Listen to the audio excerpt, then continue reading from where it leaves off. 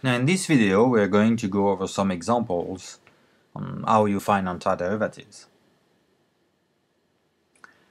Let's start with the function 6x squared minus 8x plus 3, and we want to find the general form of an antiderivative. In other words, we want to find the indefinite integral of 6x squared minus 8x plus 3. We have seen in the previous video that the integral of a sum is the sum of the integrals, and that the integral of a constant multiple is a constant multiple of the integral. So that means that this integral of 6x squared minus 8x plus 3 can be rewritten as 6 integral of x squared minus 8 integral of x plus 3 integral of 1. Now, each one of the integral is of the form integral of x to the n for different values of n. In the first one we have the case where n is 2, so the antiderivative is going to be x cubed over 3. In the second case we have integral of x, so n is 1, we're going to get x squared over 2.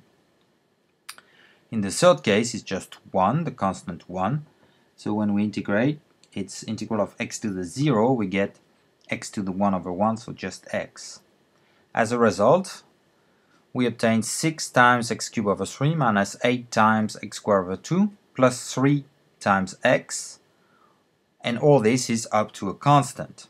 Of course, we only need to put a constant at the end because it's an arbitrary constant. Each one of these three indefinite integrals individually would be up to a constant, but we can combine the three constants together because again it's just some arbitrary constant. So simplifying, we obtain 2x cubed minus 4x squared plus 3x up to a constant k. Second example, we want to find the general form of an antiderivative for 5x to the 1/4 minus 7x to the 3/4. Again, this is the indefinite integral of this function, and by the same argument as before, we can write that as 5 times the integral of x to the 1/4 minus 7 times the integral of x to the 3/4. And then we can apply again the power rule for antiderivatives, in the first case where n equals 1/4, in the second where n equals 3/4. When n equals 1/4, n plus 1 is 1/4 plus 1, that's 5/4, so we get x to the 5/4 divided by 5/4. And similarly, when n is 3/4, n plus 1 is 3/4 plus 4/4, 7/4, so we get x to the 7/4 divided by 7/4. Now, of course, when I divide by 5/4, it's the same as multiplying by 4/5. And when I divide by 7/4, it's the same as multiplying by 4/7. So the 5 cancels out in the first term, and the 7 cancels out in the second term, and we end up with 4x to the 5/4 minus 4x to the 7/4. All this is up to a constant k. Third example, we want to find antiderivatives of the function cosine theta minus 2 tangent square theta minus 2. So that's the indefinite integral of the function. And again, I can split it as integral of cosine theta. And in the last two terms, I can write this negative 2 tangent square theta minus 2 as minus 2 multiplied by tangent square theta plus 1, and pull out the negative 2 out of the integral.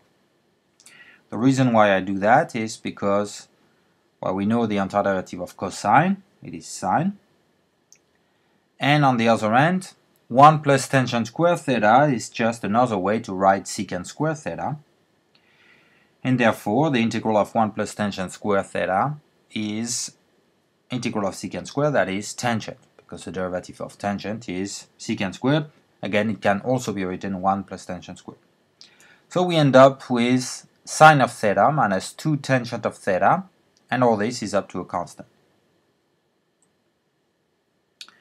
Fourth example, we are looking at the integral of the function root of t plus cubic root of t minus 1 over t squared plus 1.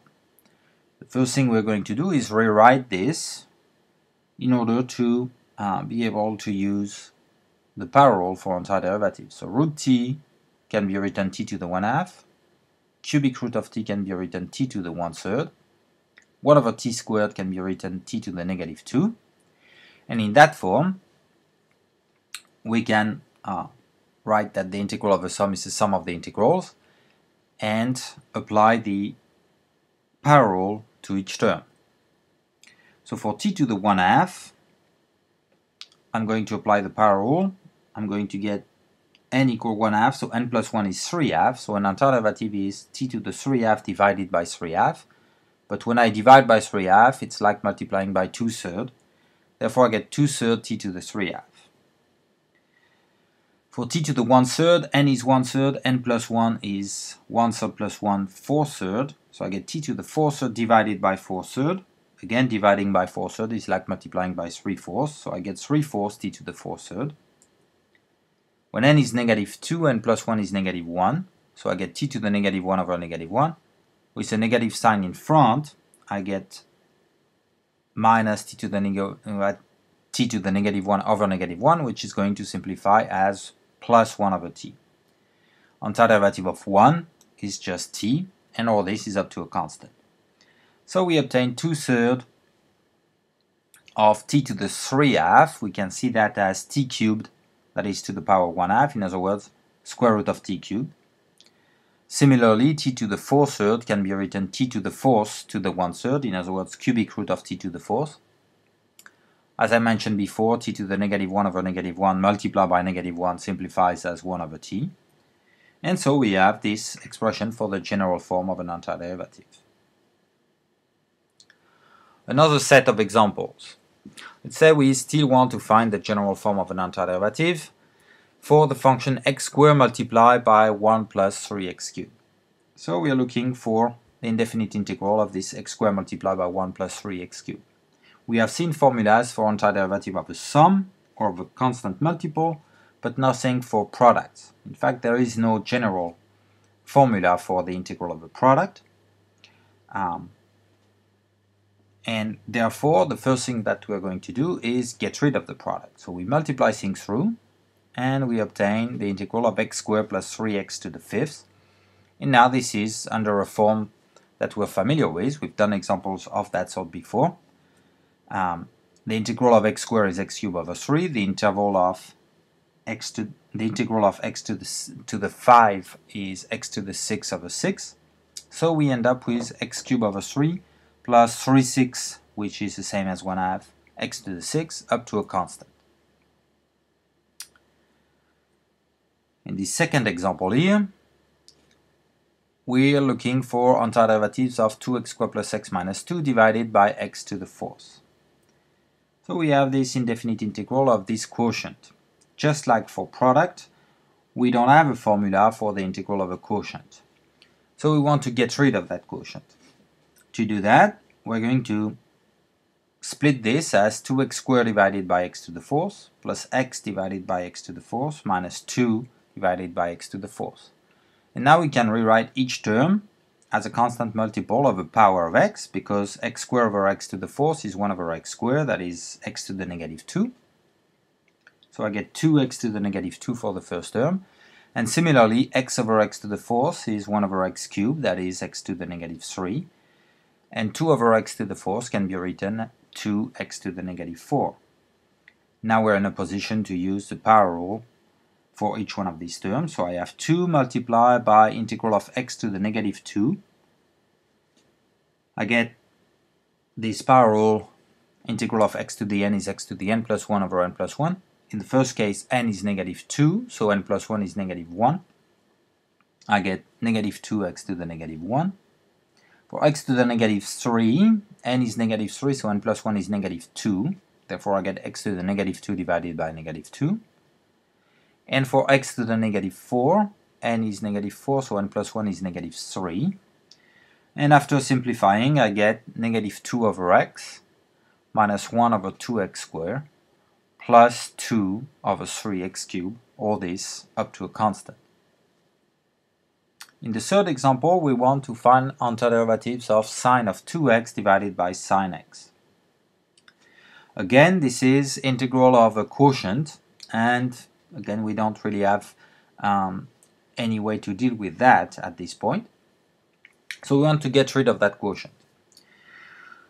First observation here, I'm looking for antiderivatives of that function on an interval where this function is well defined. So that's going to be on some interval where sine x doesn't take the value 0. This is implicit in this calculation here.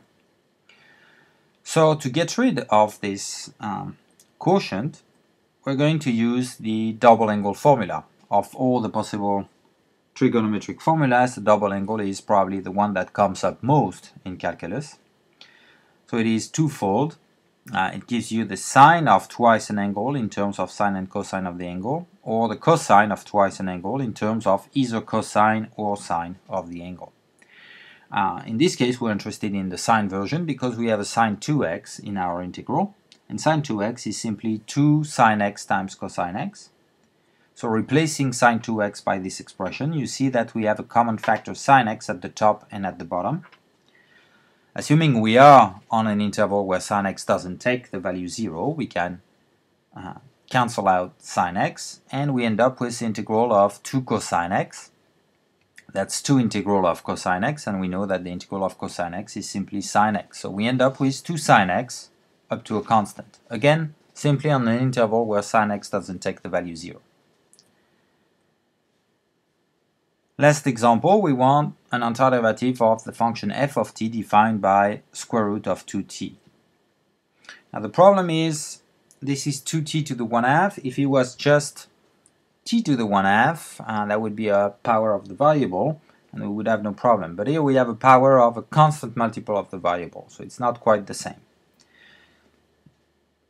But fortunately, if I have 2t all this to the 1/2, I can write it as 2 to the 1/2 times t to the 1/2, or in that case square root of 2 times square root of t.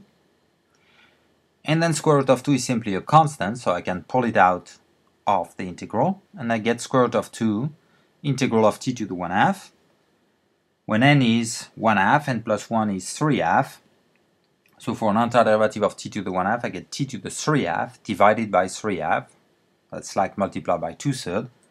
So I end up with square root of 2 multiplied by 2/3 t to the 3/2, which I can rewrite 2 root 2 over 3 multiplied by root of t cubed, all this up to a constant. In the next video we will see more examples.